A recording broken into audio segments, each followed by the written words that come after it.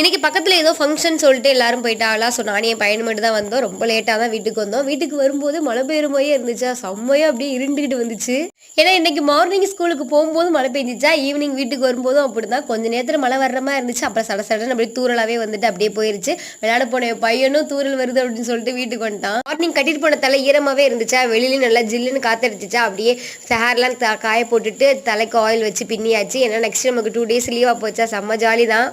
நைட்டுக்கு வந்து இடியாப்பம் செய்யலாம் அப்படின்னு சொல்லிட்டு ரெடி பண்ணிக்கிட்டு இருந்தேன். என் பையன் ஃபுல்லாகவே டிஸ்டர்ப் பண்ணிகிட்டே இருந்தான். அவனுக்கு வந்து இந்த இடியாப்பம், சப்பாத்தி இதெல்லாம் செஞ்சேன் அப்படின்னா ஃபுல் அண்ட் ஃபுல் அவனே நின்று எனக்கு ஹெல்ப் பண்ணிக்கிட்டு இருப்பான். அதெல்லாம் எனக்கு ரொம்ப பிடிக்கும். இதில் வேறு டேரெக்டாக வாயிலே புரிஞ்சு விடுவான் அப்படின்னு சொல்லி கேட்டுட்டு இருந்தான். காமெடி தான் பண்ணிக்கிட்டு இருந்தான் அவனோட. அவனுக்கு ஒரு டைம் மாதிரி இடியப்பம் புளியது கொடுத்துடணும். இல்லை அப்படின்னா டிஸ்டர்ப் பண்ணிகிட்டே தான் இருப்பான். அவனுக்கு ஒரு டைம் கொடுத்ததுக்கப்புறம் ஃப்ரீயாக விட்டானா, அப்படியே இடியாப்பம் எல்லாம் செஞ்சு வச்சாச்சு. செஞ்சதுக்கப்புறம் ஃபஸ்ட்டு சாருக்கு தான். அவன் கொடுத்ததுக்கப்புறம் கொஞ்சம் நேரத்தை விளையாட போயிடுவாங்களா, அவரை அவனுக்கு கொடுத்து முடிச்சாச்சு. இன்றைக்கி டே வந்து எனக்கு செம்மையாக போணுச்சு. உங்களுக்கு எப்படி போணுச்சுன்னு கமெண்ட் பண்ணுங்கள். Okay, next